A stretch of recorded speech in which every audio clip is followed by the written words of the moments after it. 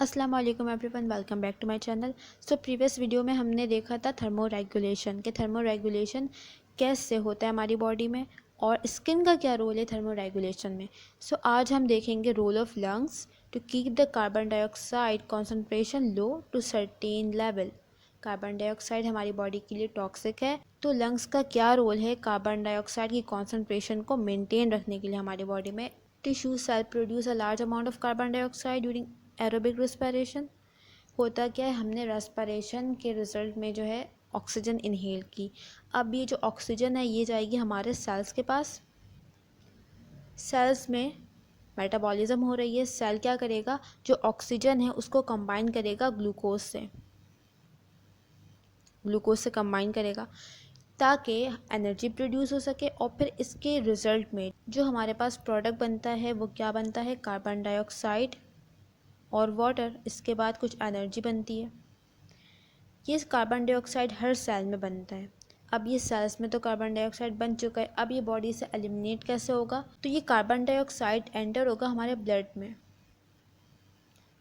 में एंटर होगा। फिर ब्लड में कुछ रिएक्शंस होंगे जिसको हम देखते हैं।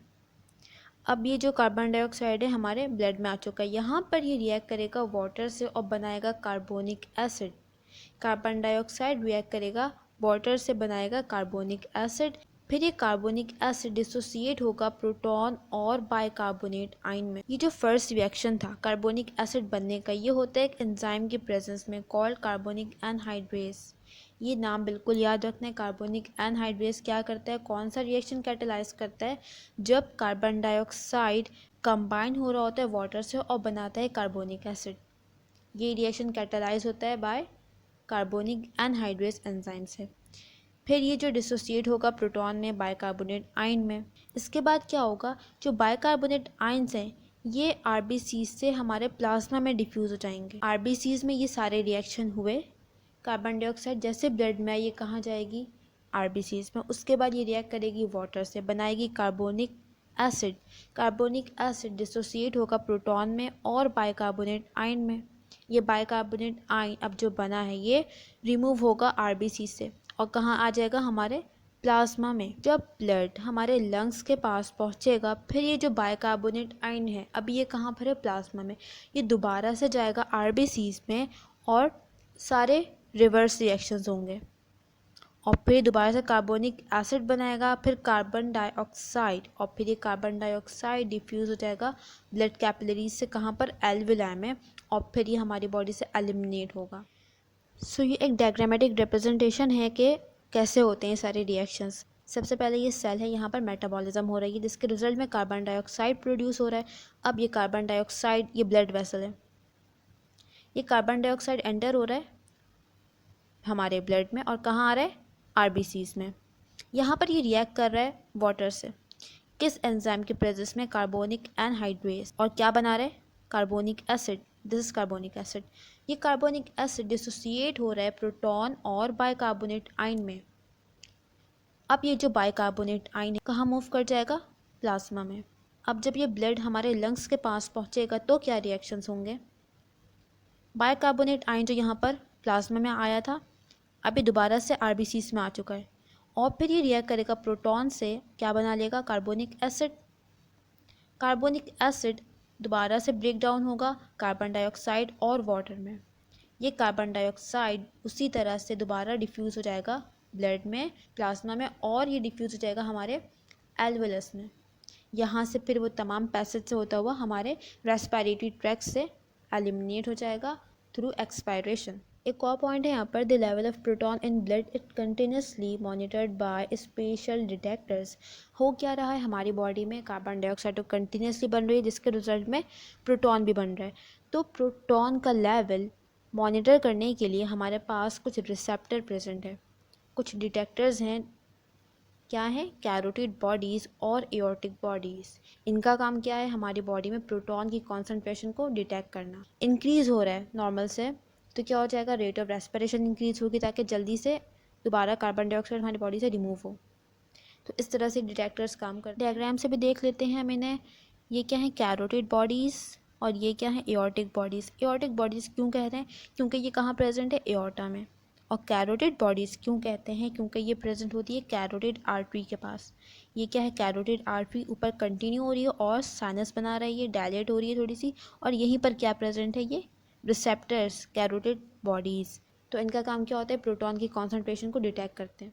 So now role of kidney in controlling blood composition के किडनी का क्या रोल है हमारे ब्लड की कॉम्पोजिशन को मेंटेन करने में। So blood is a fluid having cells, हमने क्लास 9 में पढ़ा था। ब्लड क्या है, एक फ्लूइड लाइक मटेरियल है जिसके दो कंपोनेंट्स होते हैं। पहला कंपोनेंट क्या होता है, सेलुलर कंपोनेंट, जिसमें क्या आते हैं हमारे पास आरबीसीज, डब्ल्यूबीसीज और प्लेटलेट्स। इसके अलावा इसका दूसरा कंपोनेंट होता है प्लाज्मा। प्लाज्मा में क्या होता है, 90% बना होता है वाटर से। इसके अलावा इसमें और बहुत सी चीज़ें शामिल होती हैं, लाइक कुछ आयन शामिल होते हैं, solutes like sodium ion, potassium ion, chloride ion. इसके अलावा प्रोटीन शामिल होते हैं, कुछ हार्मोन शामिल होते हैं, एंजाइम शामिल होते हैं। इसके अलावा कुछ वेस्ट मटेरियल भी प्लाज्मा में शामिल होते हैं, कुछ नाइट्रोजिनस वेस्ट और कुछ सॉल्यूट, जैसे कि यहाँ पे बताया हुआ है वाटर है। कि नाइट्रोजिनस वेस्ट कैसे बनते हैं बॉडी में, प्रोटीन की मेटाबॉलिज्म के रिजल्ट में। लिवर क्या करता है, continuously produce urea and amino acid. ये क्या है, nitrogenous waste. Liver continuously nitrogenous waste बना रहा है, कैसे, breaking down of amino acid की मेटाबॉलिज्म करके। प्रोटीन की जब मेटाबॉलिज्म होती है तो इन दी एंड हमारे पास जो वेस्ट मटेरियल बनता है दैट इज़ अमोनिया और यूरिया। हम कंटिन्यूसली डिफरेंट आइंस अपनी डाइट में ले रहे हैं, तो जो कॉन्सेंट्रेशन है वाटर की और ये आइंस की, इसको बैलेंस कौन रखता है हमारी बॉडी में, किडनी वाटर और सॉल्यूट का एक बैलेंस क्रिएट करके रखती है हमारी बॉडी में। कैसे, by the process of filtration और रीअब्सॉर्प्शन। ये वो प्रोसेस है जिनके थ्रू किडनी हमारी बॉडी में होम्योस्टैसिस मेंटेन कर रही है, सॉल्यूट और वाटर का ऑस्मो रेगुलेशन बेसिकली। तो इनको हम आगे देखेंगे। सो नेक्स्ट टॉपिक जो हम स्टार्ट कर रहे हैं that is urinary system in man. The urinary system of human is consist of a pair of kidney, a pair of ureters, a urinary bladder, a urethra. इसको हम diagram से देखते हैं। सो ये देखो, ये क्या है, किडनीज, राइट किडनी और लेफ़्ट किडनी, और दो यूरेटर्स हैं, राइट लेफ़्ट, और एक यूरिनरी ब्लैडर है जो आगे कंटिन्यू हो रहा है यूरेथ्रा में। ये जो स्मॉल सा पोर्शन है दैट इज़ यूरेथ्रा। अच्छा, बायो में जो राइट और लेफ़्ट होता है वो हमारे अकॉर्डिंग नहीं होता, बल्कि वो जो पेशेंट है उसके अकॉर्डिंग होता है। जो हमारा राइट है वो बायो में लेफ़्ट होगा, और जो हमारा लेफ़्ट है वो बायो में राइट होगा। जबकि केमिस्ट्री में और फिज़िक्स में जो हमारा राइट होता है उसी को हम राइट कहते हैं, और जो हमारा लेफ़्ट होता है उसी को हम लेफ़्ट कहते हैं। सो अब मैं टेक्स्ट रीड नहीं करूँगी बल्कि सिर्फ डायग्राम से बताऊँगी। सो किडनीज़ कैसी हैं, रेडिश ब्राउन इनका कलर है, और bean shape, that is bean shape.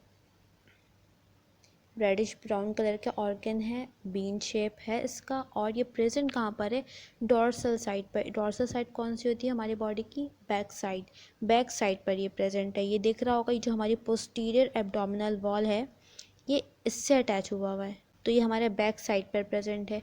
और either side of the vertebral column, centre में क्या प्रेजेंट होता है, वर्टिब्रल कॉलम हमारा, उसके दोनों साइड्स पर क्या प्रेजेंट है, kidneys lie above the waist line. इसके बाद जो वेस्ट लाइन है उससे ऊपर प्रेजेंट है। किडनी का एक सरफेस होता है कॉनकेव और एक सरफेस होता है कॉन्वेक्स।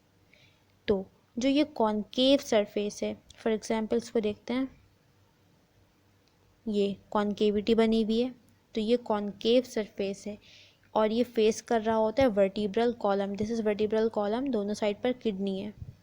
तो जो इसका ये कॉनकेव सरफेस है ये फेस कर रहा होता है टुवर्ड्स वर्टिब्रल कॉलम।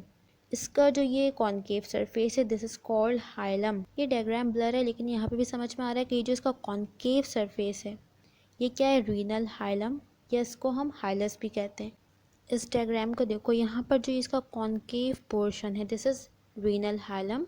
यहाँ से रीनल आर्टरी एंटर हो रही है और रीनल वेन किडनी को लीव कर रही है। इसके अलावा यहाँ से यूरेटर कनेक्टेड है।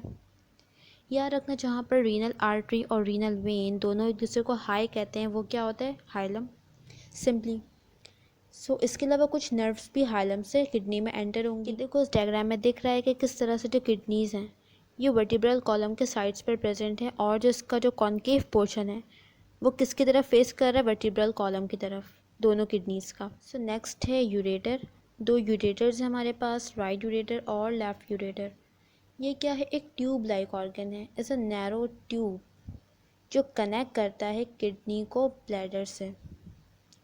ये एक पैसेज प्रोवाइड करता है यूरिन के लिए, जो यूरिन किडनी में बन रहा है ये ब्लैडर तक कैसे पहुंचेगा, थ्रू यूरेटर। नेक्स्ट है हमारे पास यूरिनरी ब्लैडर। ये क्या है, एक thin walled muscular organ, muscles का बना हुआ। ये दिख रहा है, ये इसकी अपीयरेंस भी कैसे दिख रही है, मसल्स। हमने 3 टाइप्स पढ़े थे मसल के, स्मूथ, स्केलेटल और कार्डियक।